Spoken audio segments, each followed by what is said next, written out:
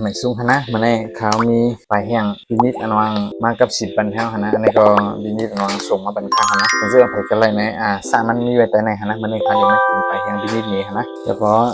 ไปมีปลายแห้งไหนอย่าไปลืมขนาดคนเหนียวขนาดอันนี้เขาเอาซื้อมาขนาดเลือกไปซื้อมานะดิชิงนี่ในขนาดอย่าว่ามันเดี๋ยวมีอย่างเราบนห้องนะฮะตียางไว้ยาให้ในขนาดแล้วในเดี๋ยวมีแทง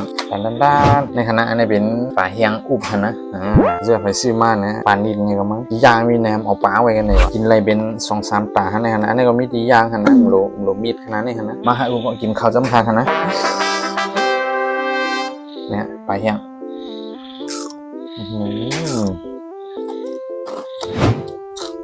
หนังป้องนะคือไปขั้นของเขาชื่อคนนึงมากินกับพนักวันคือนะครับเหมือนใส่ผักนะ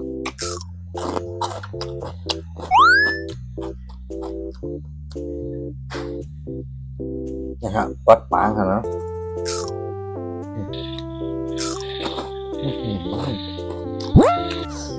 เนื้อสูงอยู่ในมันนะนะมันจะไปสั่งมาอยู่ในมันนะในได้กินในแทงเป็นปลาฮะนะในฮะนะทำให้เขาย่างขึ้นมาอินในยันบอกว่าป้าหมักพี่เนี่ยมันเหมือนน้ำพริกนะวัดมือปางค่ะนะ